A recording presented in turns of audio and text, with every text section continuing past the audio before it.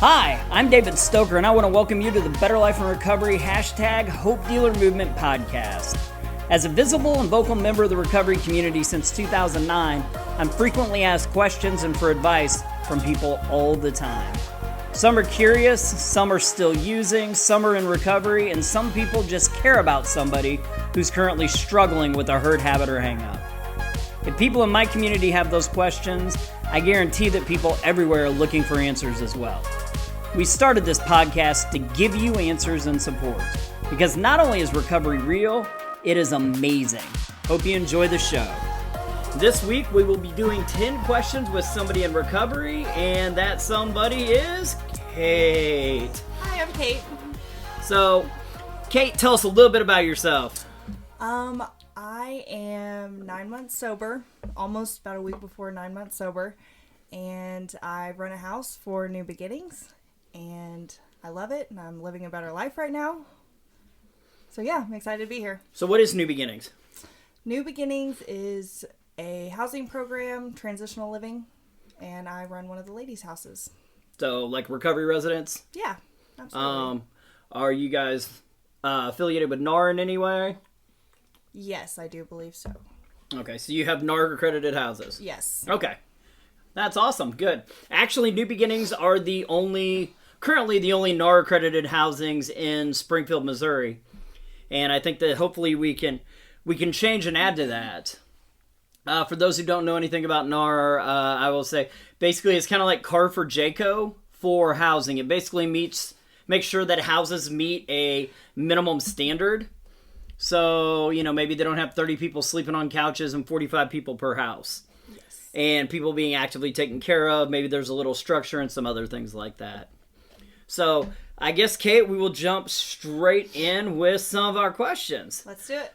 All righty then. I like that attitude. So, why'd you start using to begin with?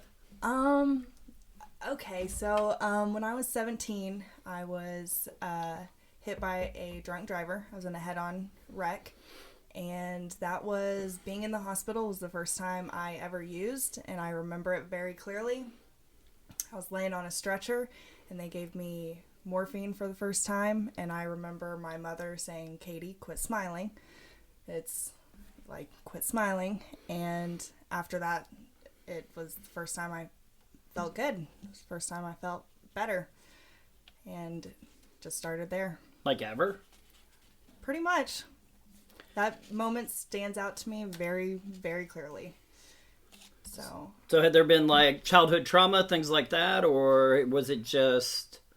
Well, I'll let you answer that first. Yeah. Yes and no. I mean, I had a pretty good childhood. My parents are divorced, and I do have my father is still on active addiction. So I was kind of raised around that. But my mother, on the other hand, she was just a single mom who just kind of wasn't there a lot. She was too busy working, trying to take care of us. And so yeah. Okay. So what made you decide to stop? Felt like I was running. I felt like I was running every day.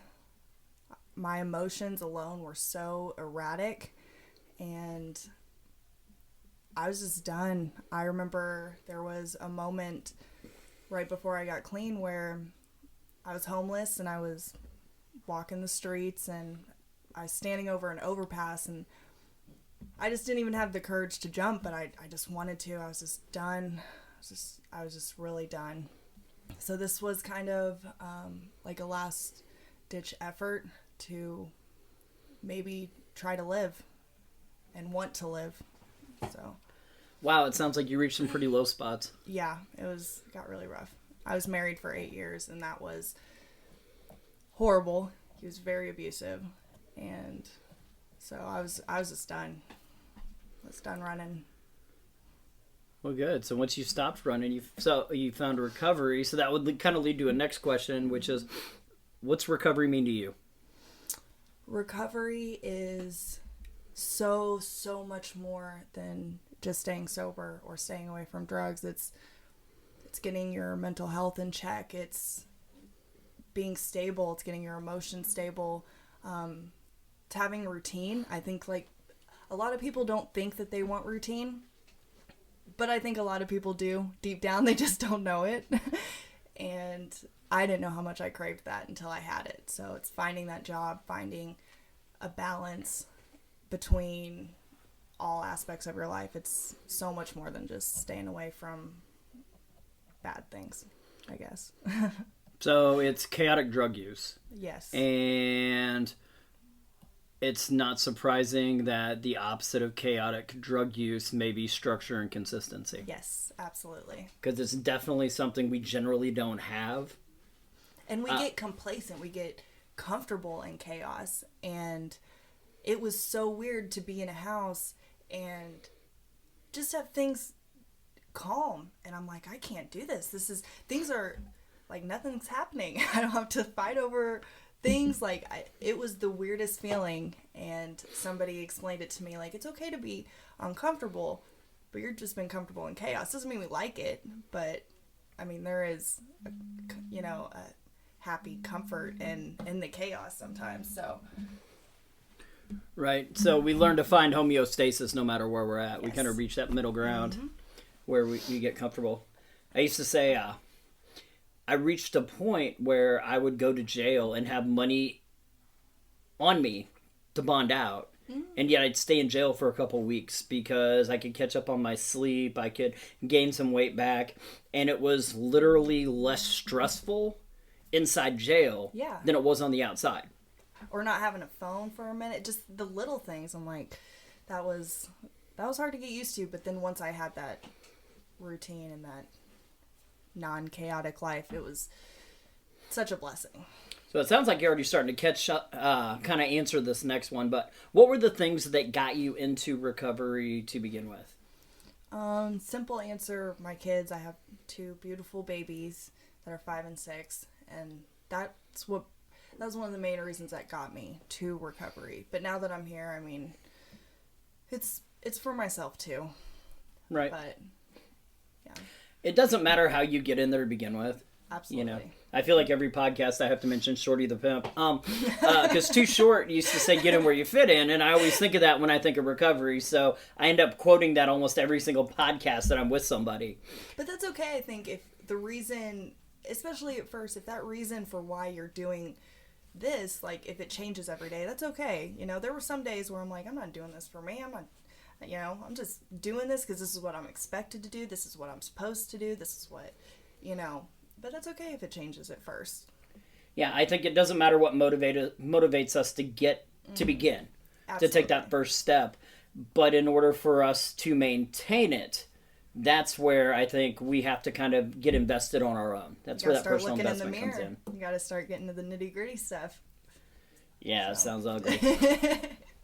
I don't like that stuff very much. So, but yeah, it's definitely necessary. So in early recovery, what helped you maintain your sobriety the most? Like, what was the number one thing in early recovery that really helped you?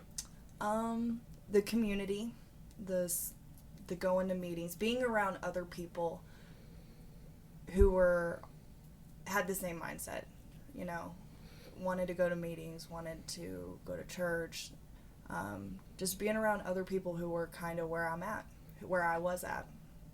That was probably the biggest thing, because when I got sober, I didn't have anybody. You have to leave a lot of that stuff behind. So just being able to come up to SRCC and having, 50 other people, knowing that they feel similar to me, I mean, that's great. Right. And SRCC is a Springfield Recovery Community Center. Yes. So I think recovery community centers are extremely important for us to have, kind of. And a lot of people are hesitant about joining a house with 10 other people, especially women. However, that was a lot of us, I think, like to isolate sometimes. And in a way, they kind of force this support system on us. There's other people you have to interact with, and it doesn't always have to be bad. Like, a lot of people are scared when they come into, a lot of my girls are scared to come into the house at first. They're like, I don't know if I can live with it. Right. But they end up loving it. So how many of the people that you consider best friends have you met in housing? Have I met in housing? Have you met through the housing program you're in? There's a couple. I got a couple people that I'm pretty close to. But I mean, my circle of friends is huge now, though. So it's amazing, especially you've got all this social. You talked about meetings, Absolutely. you talked about church, you talked about even the RC, the Recovery Community Center. So a bunch of different social avenues, not to mention probably work and other things. So So what's the single most important thing you have done for your recovery? give back to other people. I think that's definitely one thing that makes my recovery work for me, is giving back to the people who are just as broken as I am or was. And what's that saying? You get what you have, or you keep what you have by giving it away. Right. There's so much truth in that. So is there one thing you do every single day that helps you maintain your recovery? I pray every day and read my Bible every day. And that just kind of starts me out right. So what is it that keeps you from going back to those old behaviors, do you think?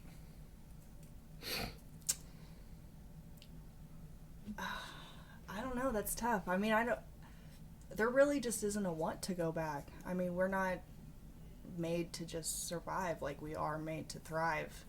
And this is the first time in my life that I have not just been surviving, not just been getting by, not just been floating. It's the first time I'm actually, like, my quality of life is just, it's great. Thriving. It is thriving. There's not a better word for it.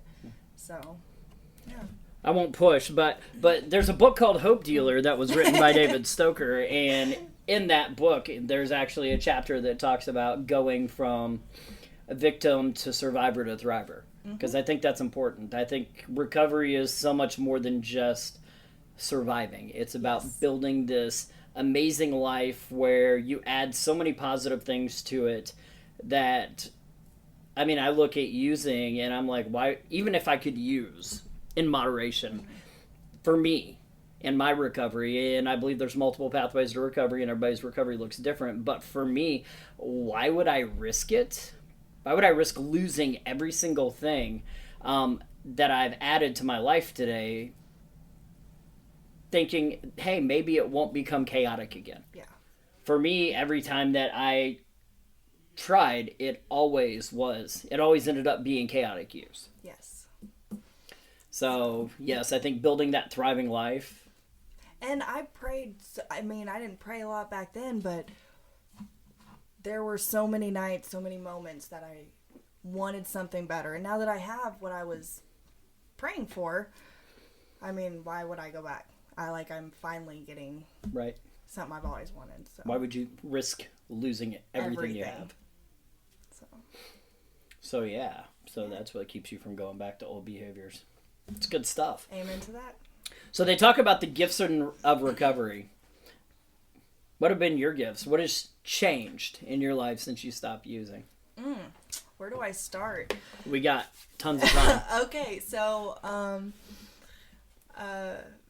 even just materialistic things. I just got a car like a week ago. That's such a big accomplishment for me, to not buy a car off of Craigslist from somebody who doesn't have a clear title. Like, that's such an adult thing for me to do. That was such a big accomplishment. I've had a stable job for the first time in like 4 or 5 years, and for the first time in 3 years I get to talk to my kids again on the phone, and I never thought that day would come.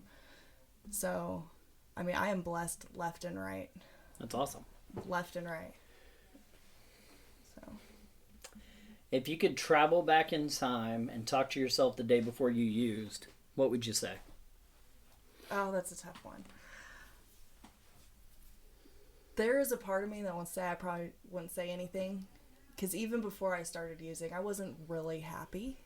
Right. So, I mean, this is like some of the happiest moments I've had in my life. So, I mean, sometimes I think we have to go through trauma. We have to go through those low points to get where we're at.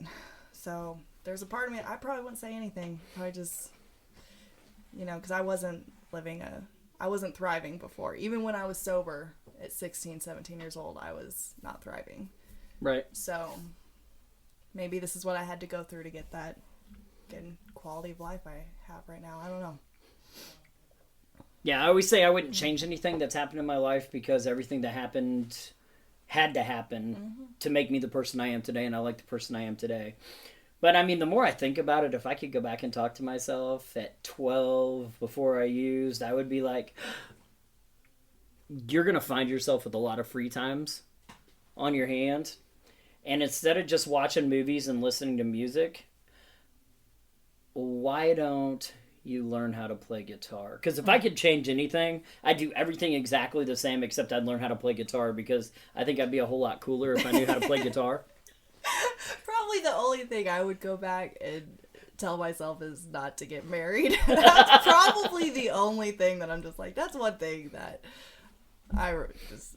right, it sucks, but when you're supporting the women that live in your houses and that you talk to in the community and at church and through the rooms, how often does that experience come into play in the support and advice you're able to give somebody else? A lot more than I think a lot of people think.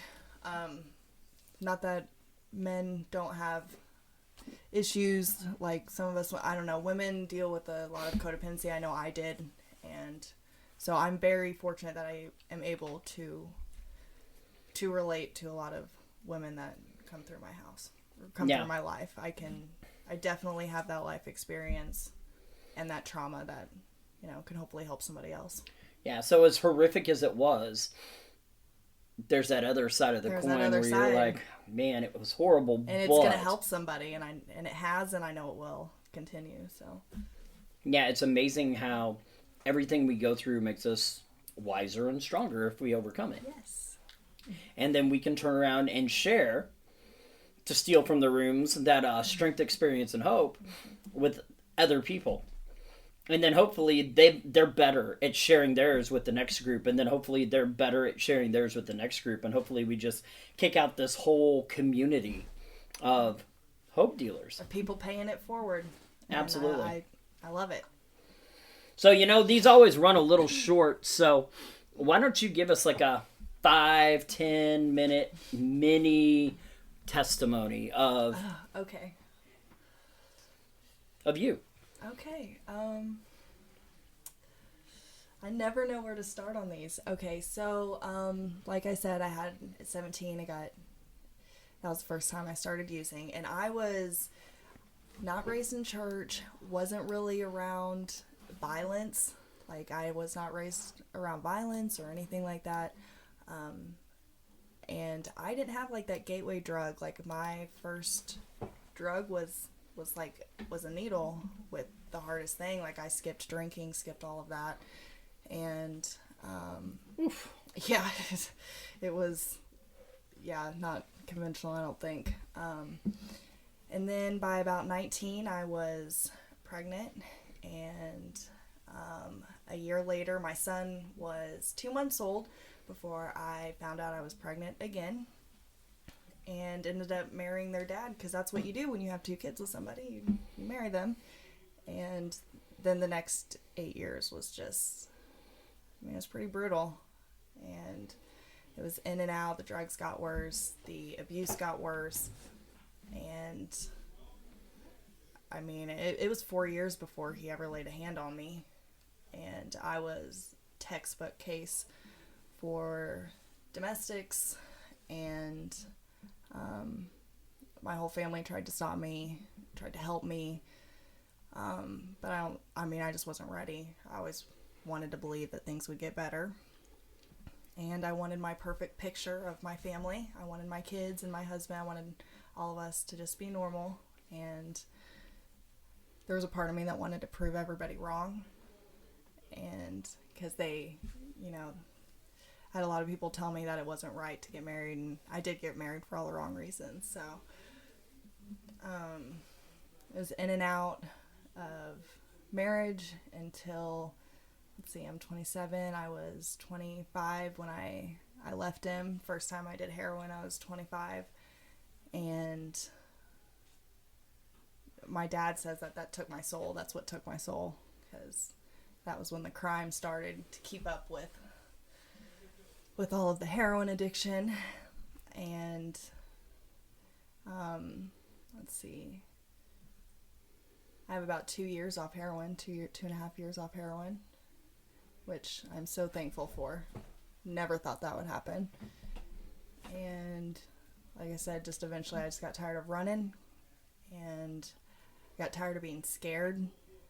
And it's okay to be uncomfortable and trying something new, and sober living was definitely something new. I had no idea what sober living was before I came to the house. Like, I remember walking up to the house and not even knowing the program I was in. Like, my parents took care of that. And I remember walking up and I'm like, is this like a faith-based thing? Like, because I didn't even believe in God. Like, I wasn't angry at God. I just didn't believe in anything. And I mean, there's a reason it's a cliche that people get sober and, you know, find that relationship with God. And I was one of them. Like, I've seen the horrors, and I don't know, just something changed in me, and I'm better for it.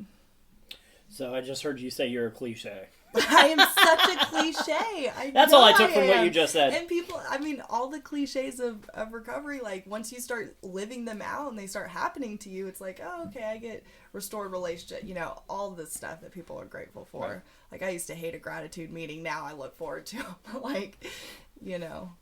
But. Yeah. Well, when you have nothing to be grateful for. Right. Yeah. You know, I'm grateful I'm not dope sick today. Yeah. Yay! It's the little wins. You know. No.